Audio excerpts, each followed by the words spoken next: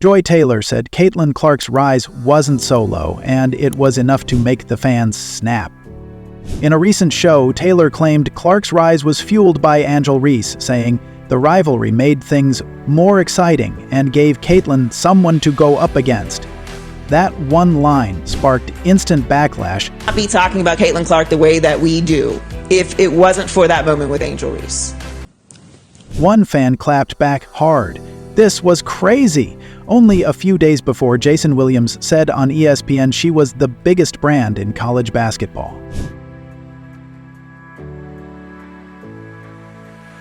And just like that, Taylor was once again part of a huge controversy. Because to fans, suggesting Clark's fame depends on anyone else felt like erasing years of sold-out arenas, logo threes, and national buzz that existed long before Reese even got part of the headline. Was Taylor simply giving Reese credit, or was she downplaying what Clark built on her own? What do you think? Is there truth to the rivalry theory, or was this take totally crazy? However, Joy didn't stop at that. She went on the Joe Budden podcast, arguing that Caitlin Clark's rise was only possible because Angel Reese existed, that the drama, the tension, the so-called villain was what gave Clark her platform. According to Joy, every great story needs a foil, and Reese was the perfect one. I think storylines are so fucking important. I think you need villains. I think you need heroes. You need shit to sell. You gotta sell a fight. Like, brand all of this. She insisted that without the tension between Caitlin and Reese, that energy, the buzz, wouldn't have reached the same level. It was only due to Reese doing the "you can't see me" and flashing the ring finger that Caitlin became part of a cultural moment. But fans weren't buying it because long before Reese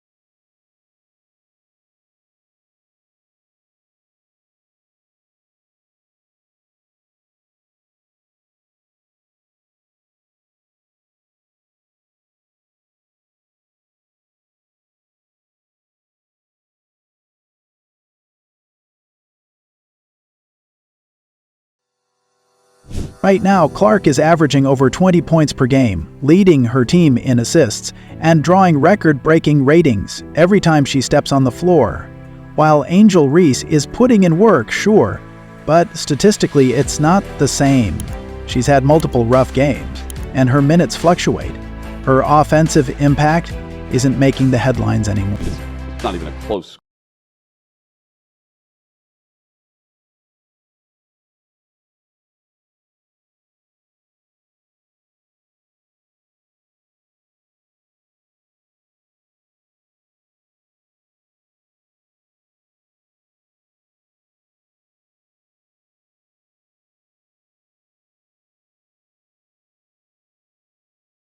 Co-hosts weren't really feeling it.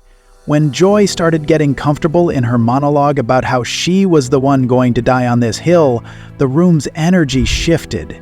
You could hear it, a few uncomfortable laughs, then a flat-out, "you need to chill." And I will die on this hill. I will die on this hill. I was with you until that. I will die on this hill. I will die on this hill. I will fight this war. Because even they knew this wasn't about race. This was about one player dominating the game to such a ridiculous level that no one could look away.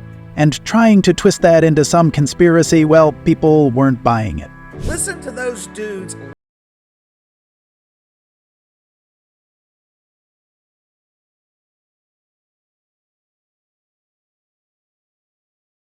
Black woman rise, fans from all backgrounds pointed out that Caitlin was already a star before Reese. And when Reese did shine, it was largely because of the spotlight Caitlin had already brought to women's college basketball. And let's not forget when Reese did the ring gesture and waved her hand in Clark's face.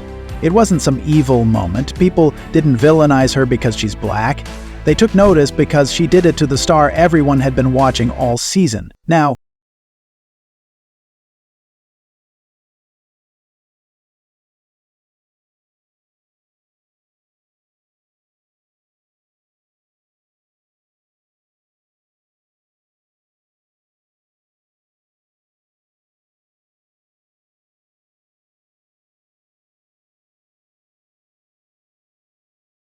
same attention or numbers. That's just reality. Joy's co-hosts saw it, the fans saw it, even players around the league have quietly acknowledged it. But instead of giving Clark her credit, Joy leaned into a narrative that is totally wild.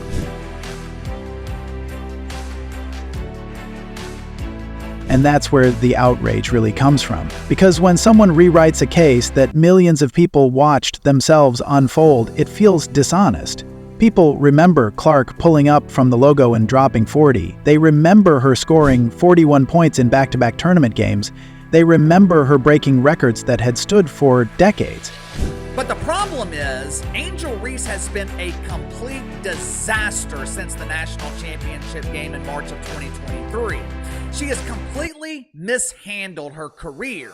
2 years later, Caitlin Clark is a megastar. Angel Reese is about as relevant as a flea on an elephant's ass. But according to Joy Taylor, we would not be talking about Caitlin Clark today if it wasn't for Angel Reese. I know, not only is that shit sandwich rancid, it's also rather humorous, right? As it turns out, we're not the only ones laughing at Joy Taylor, not with her, at her. We are not the only ones laughing at Joy.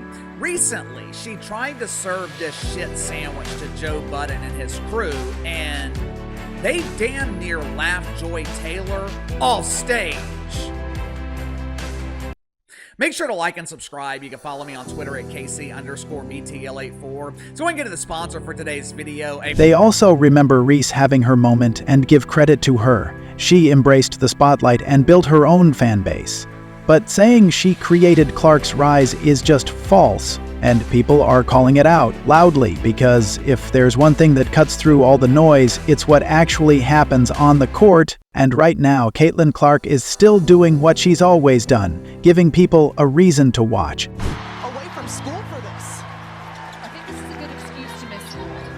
Absolutely. To see your sister do that. 6 points away. This isn't the first time Joy Taylor has sparked outrage with her takes on Caitlin Clark, and at this point, fans are starting to call it a pattern. Whether it's on her own FS1 show or speaking up on podcasts, Taylor seems to find every opportunity to toss in a jab. It's always framed as analysis, but to a growing number of fans, it's starting to feel personal. This crowd. Wow. In only ways that Caitlin can. Even when Clark does something historic, Joy either downplays it or shifts the spotlight somewhere else. Some viewers have gone as far as saying she just hates Caitlin Clark, not because of what Clark has done, but because of what she represents. A young white player dominating a space that's long been overlooked. And instead of embracing the attention Clark is bringing to women's basketball, Joy seems determined to poke holes in it at every turn. On a recent podcast, one guest even called out the irony. Joy, who has been public about not getting enough media attention during her past legal battles, is now accusing Clark, essentially doing the same thing she's criticizing Clark for, trying to be in headlines. That moment felt like reality.